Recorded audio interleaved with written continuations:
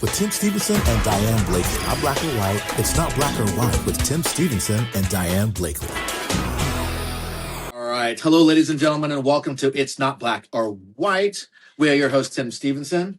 And I'm Diane Blakely. And we have a special guest on the pod today. Would you like to introduce her? Sure. This is Esther.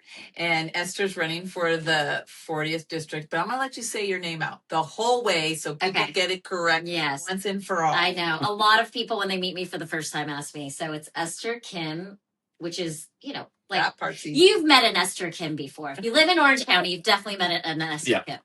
And then I took my husband's last name 15 years ago. So VARAT rhymes with carrot. I wanted her to do that, folks. I wanted her to explain because you will not forget it if you rhyme it with carrot. Yeah, so I wanted to have you on here. So podcast viewership and the people that know me know that I super love politics. It's sort of my Bridgerton, it's like it is like a soap opera. Yes, it's my favorite thing. But the reason I wanted to do it is because I wanted specifically for you to come on. You and I both met briefly, and believe you me, she met thousands of other people at a protest.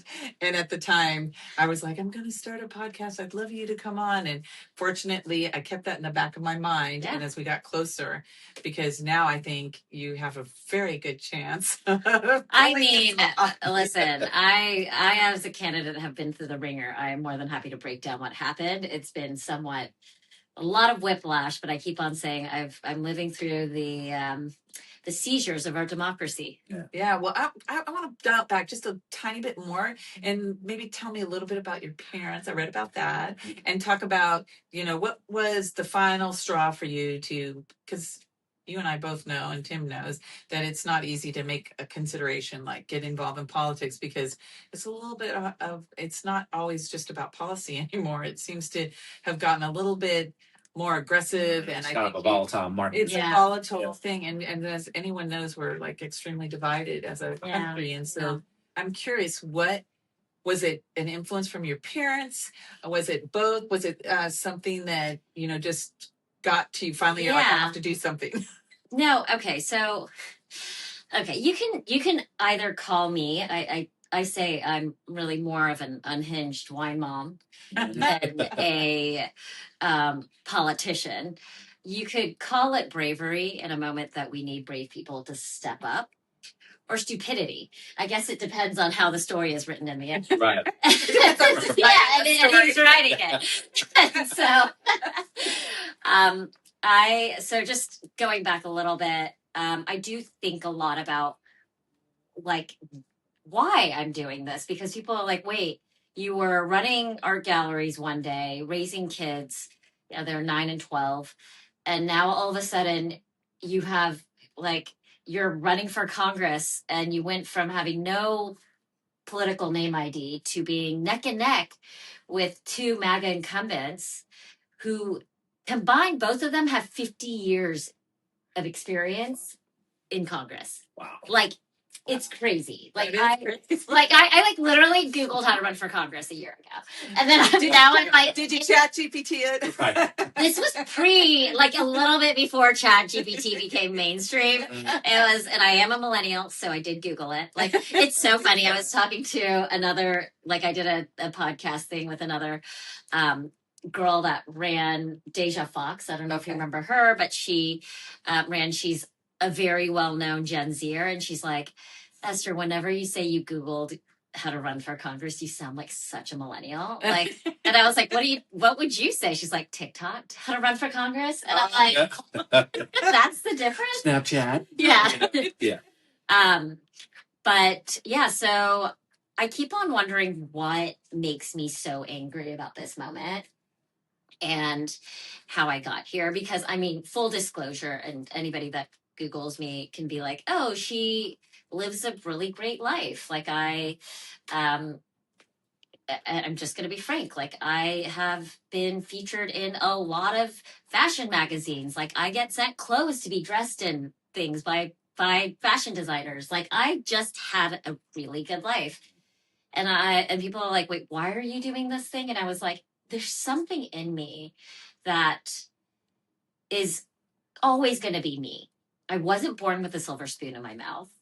I am the daughter of North Korean refugees. Like my family, I grew up on stories where my grandmother escaped North Korea with my dad and his older sister 3 times on foot, eating bark off of trees. Like she got caught and returned 3 times. Wow, really? And yeah. And so, and when my parents immigrated to Texas, they came with $400. You know, I was raised on stories by my dad saying his first meal in America was a small McDonald's French fry. I don't know if it's like, you know, Crimea River, like be, you know, I was like, be grateful, child, of what you have. But I mean, I was raised on stories where he worked, you know, his first job was working as a busboy in a pizza restaurant, and he got fired because he was eating all the pizza in the bag. Yeah. So, Like, I gotta eat. yeah. Now. but I think that would give you a real sense of, you know, if there was any struggle in your lineage, you know, like in your parents or your grandparents, or that it would make you feel really proud to try to do something about how you would shape like the country that you live in, right? I think I grew up thinking anything was possible in America. Like I really did. And my parents instilled that in me because really, I mean, truthfully, so my parents started a shiitake mushroom farm. And by the time I was in kindergarten, and remember, this was in Texas in the early 80s. Like, Texas was not ready for shiitake mushrooms. Do they still have that? No. Like, so that went into bankruptcy. Oh, really? I eat shiitake. I know. Like, you probably eat it now. Right. You eat it in the early 80s. Yeah. Like, nobody really ate it, you know? And so, a little ahead of their time. Some mushrooms. Yeah. Cockies.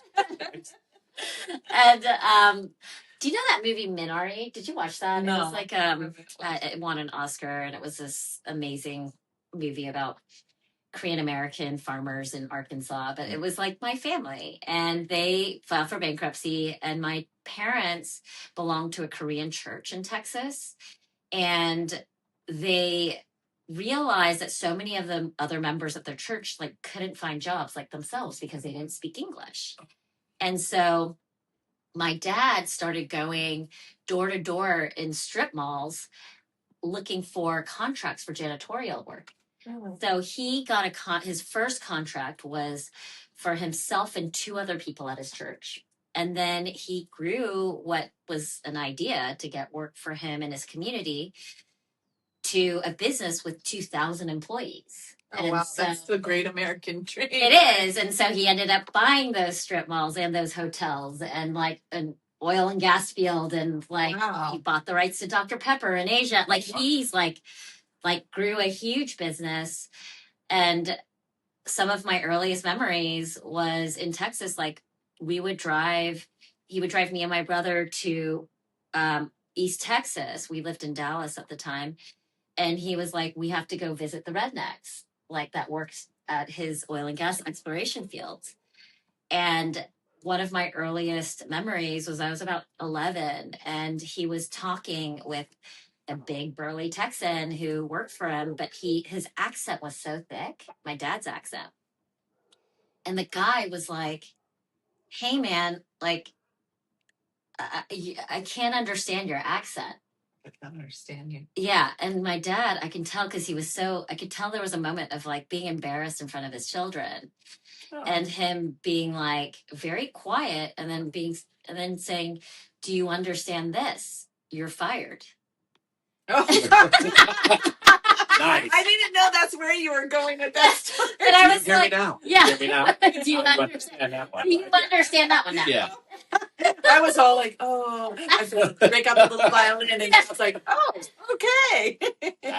That's a great story. It's these like silhouettes of how you were raised and being like, yeah, that's like a 5'8" Korean man in Texas that like couldn't speak English so well, but like figured out how to do all of this stuff. He was like in the heart, the center of America. That's interesting that it was Texas. Why was it Texas? Well, it's a long story, but he actually, I mean, it's kind of relevant because back in the 70s and 80s, there was a whole thing with like South Korea. There was some relationship with South Korea, and my aunt, my dad's older sister, married a guy who was doing his PhD at Oklahoma, at the University of Oklahoma. Okay. And so they were able to chain migrate different family members into Oklahoma. And then my dad went to Dallas from there. Oh. Did he know exactly what he was headed? He had no idea. Yeah, because Texas is kind of a different place. I handled Texas as a territory in my career. Yeah. Texas is just a different sort of place, element-wise and everything. Element-wise, but the thing about Texas is that it's just raw opportunity. Yep. And that it is kind of the most, I would say, authentic entrepreneurial places in the country. And I mean, I grew up pretty, I would say, sheltered in a non-diverse environment. But I also, we were the only Asian family at the country club. I grew up very Texas. I barrel race. I do rodeo. Like I'm this other before too. Yeah. Wow, we don't look like that. No, we don't. But it's like Korean barrel racer. Like it's so weird. It's so random. But all of those experiences stack up. And I do remember, because we had gone through so many like ups and downs. And when you're an entrepreneur, like my dad was, like, you see ups and downs. And he had always instilled in me, he was like, Esther, people can take your money away, but nobody can take away your education. And that's the only thing that you should really focus on to safeguard your future. That's a big deal. And so I really took that. And I was, the first child. So how many siblings? I have a younger brother. You have a younger brother. Okay. So I'm sure there's a whole, like, I mean, you can talk to my therapist about why I'm now being the first child of an immigrant. But yeah, no, that was a huge part of, I was convinced that by my parents that was my ticket to do anything and pursue anything that I wanted. And I had always fallen in love with the arts ever since I was young. I actually kind of fell into it because I was very good at winning random competitions, like ever since the age of 5, art competitions. Oh, so you're like my son. And you probably like natural at it too. Yeah, right? and I was just like always everybody would win one. Yeah. That's how my son is with his art. And I don't think my stuff was even that good. It was just like I just, I know it was a lot of luck, and it led me to so I went to, I did very well in school. And did you go to an art school? No, so I went to Yale for my undergrad. Okay. And but I remember, so I went to just that school. No, but I went to just Yale. Yeah. I went to a private Christian school that was a very small Christian school. I wore it from like pre-K to 12th grade.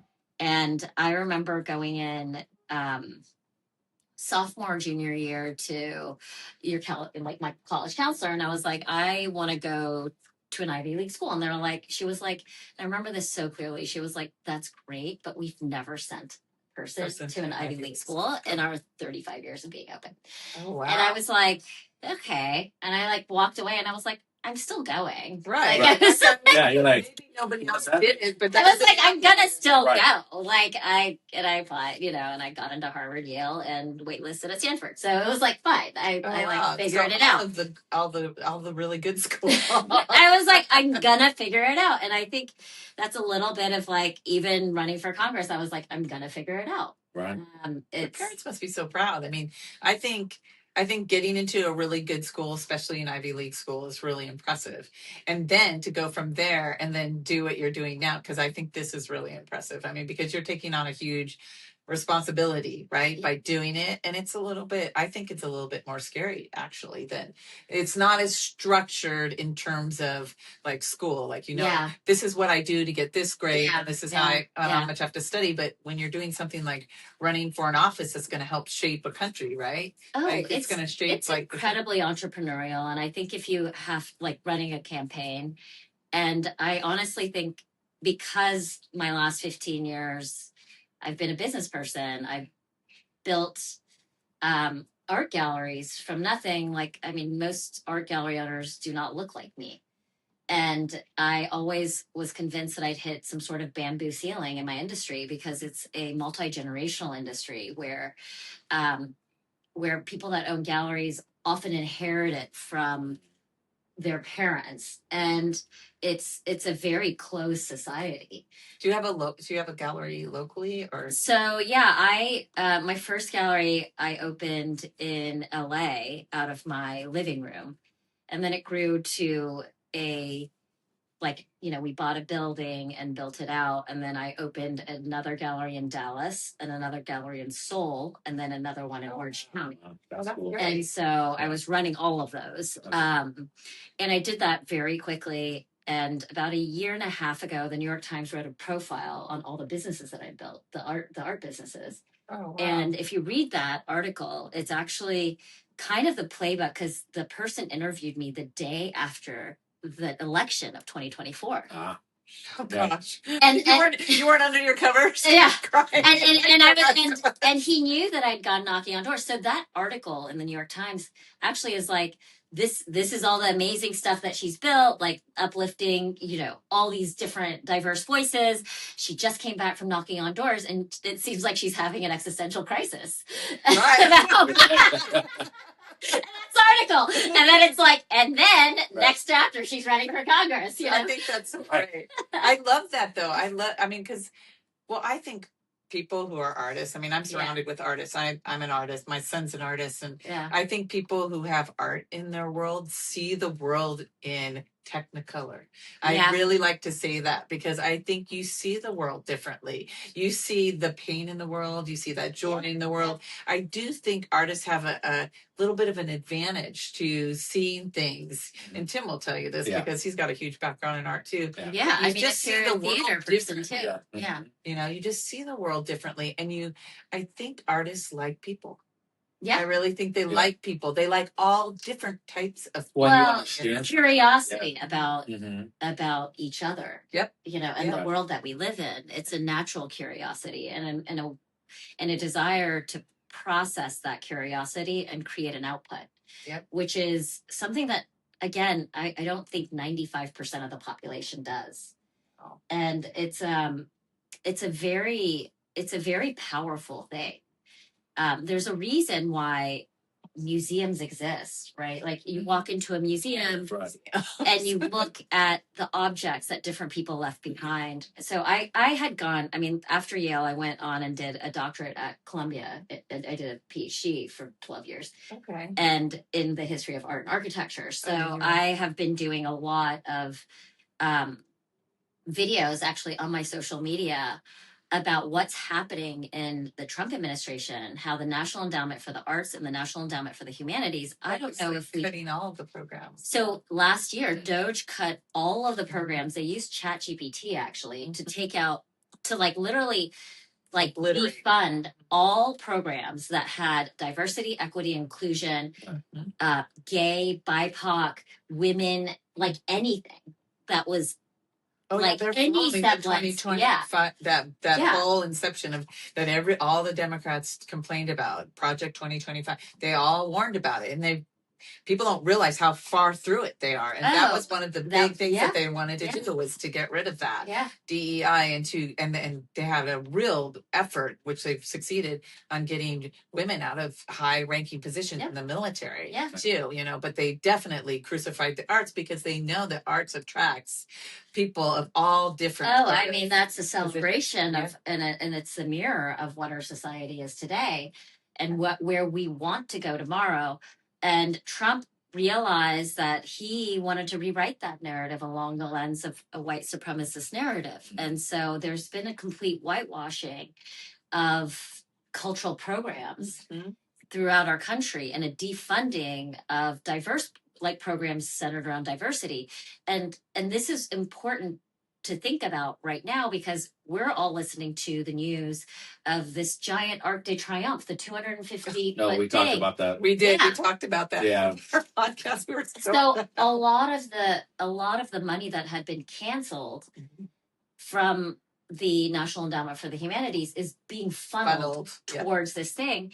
And I like to remind people, because I'm an art historian by training, when Hitler came into power, oh gosh, there were exactly where two things he worked on with his architect, Albert Speer. One was a ballroom with a bunker in it, and number two was an Arc de Triomphe. Mm. It is an exact repeat, an intentional repeat of a history that's already happened. And it is Trump signaling to his white supremacist base that this is the project. Yep. And my argument is that there aren't enough people in Congress that come out of the humanities that are on the front lines that can articulate and fight exactly what is happening to the community as it pertains to Washington and funding. And all of this funding is supposed to, like the National Endowment for the Humanities and the National Endowment for the Arts, that budget is approved by Congress. Right. I was just going to say the purse strings are approved by Congress, but they've done a really good job of turning a blind eye to every single thing this man is doing. And I mean, I know you must know this, but Trump loved Hitler, had books on him. So it's he's not the kind of guy who goes out and creates new ideas. Yeah. He's never been like that. Yeah. He likes old ideas that he thinks were successful at some measure, right? And whether you like Hitler or not, I mean, Hitler squeaked his way. And this is why I think it's so dangerous. He squeaked his way, not doing anything that looked egregious at first. Yeah. He just sort of tiptoed into the politic sphere, and he just kept going and going. And the stronger and more powerful he got, the more he started to etch people out and put things into a bad narrative for the German people. And it's almost identical what Trump is doing. Oh, it's the exact same. And I mean, the "Make America Great Again" is the same slogan that Hitler used. It was just make Germany great again. And it's literally, he's just a copycat. But he realized that it worked. And it's working now, I hate to say. I mean, we have a small window in which we can resist and fight back. Well, this is why I think Congress is such a big deal. Like, whenever I say something publicly about it, which at this point everybody knows how I feel about him. So there's no secret. I'm not. Well, this is why we're friends. Yeah, I'm not hiding it anymore. She's not hiding anything. That is for sure. Are you also an unhinged wine mom? I am. I think. But I mean, I'm just so sad because as a mom, you know this to be true, that you think about the things that I do, the things that I make happen are going to affect my kids' lives, right? So someday I won't be here, and let's hope my son outlives me, right? If he does, I want to make sure that he has the kind of world that I was lucky enough to grow in. Yeah. Tim and I have talked about this, when we were kids, we didn't know our parents, friends' political positions.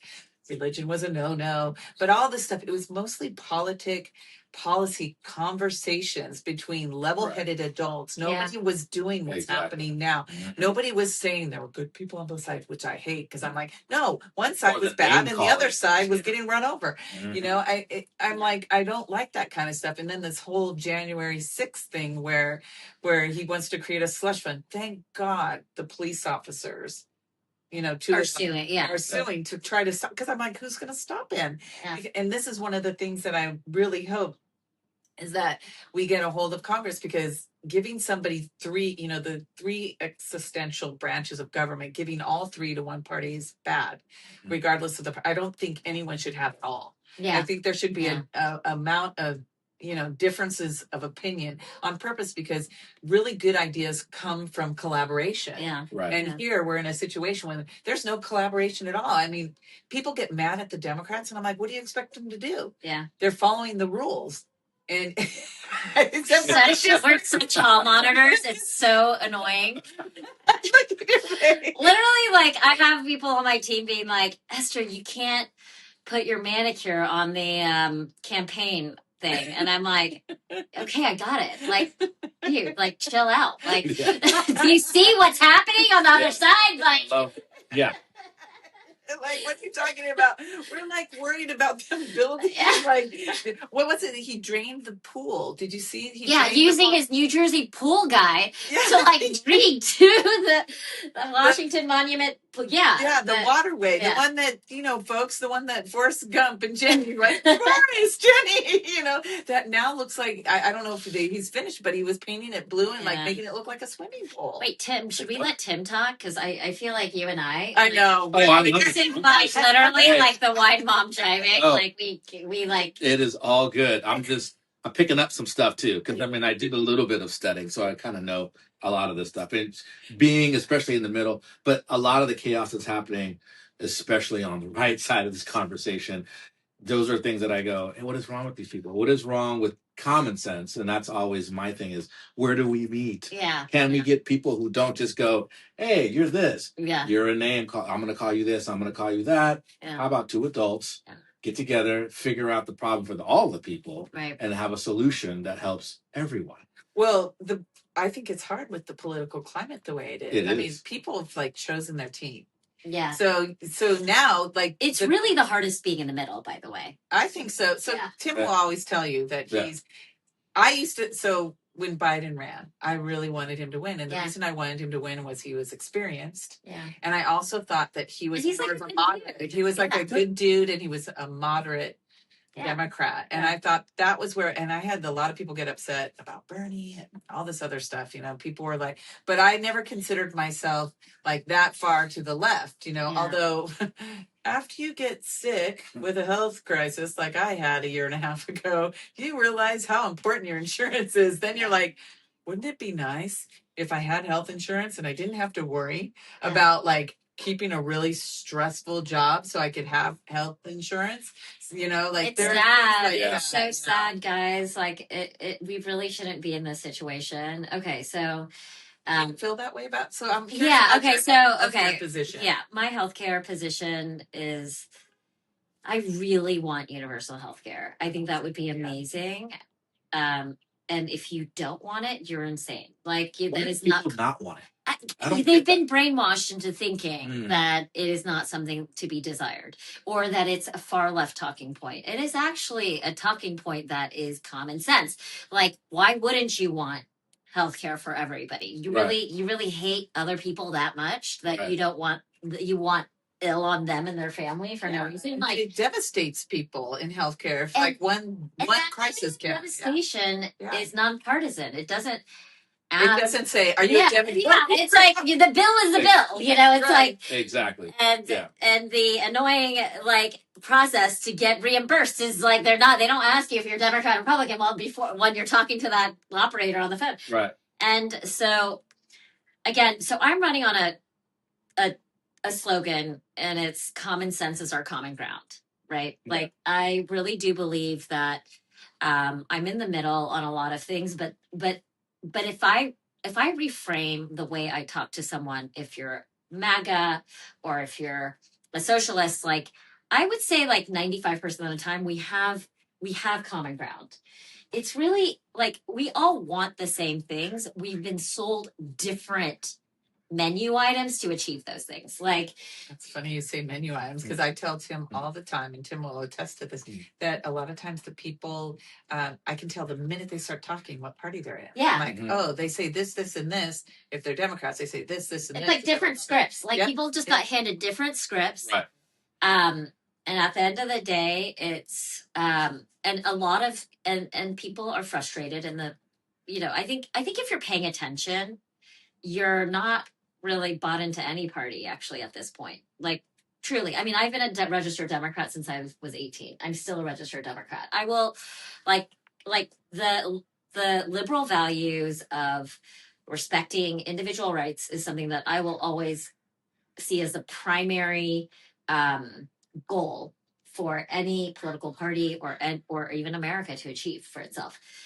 But at the same time, I think we have been sold a bill of goods on both sides of the aisle, and we are really tired of ping-ponging back and forth if you're really paying attention. Well, because nothing gets done, and the one thing that I'll say about John McCain, because I love John McCain, and that's coming from a Democrat, but John McCain was a sensible guy. Yeah. I mean, he was the thumbs up for Obamacare. I mean, I know you know this, 20% people unenrolled in Obamacare. I think there is a concerted effort by this current president to ruin Obamacare. I think 16 million people have lost. Yeah, because the tax subsidies, the tax subsidies made it so it tripled the cost of insurance for Yeah. people who were getting their insurance through the Affordable Care Act, and it's super disturbing to me. Like really, But there's no replacement either, right? There's there was a concept of a Right. It's just like literally, ridiculous. it's like Trump. I honestly think he's such a petty person. Like he has a personal vendetta against Barack Obama. Right. So That's what I said the other day, because he Yeah. keeps bringing up a president who hasn't been president for over 10 years. Yeah. And it's like, and so anything that Obama did, any legacy that he represented, he just wants to get rid of. He wants retaliation.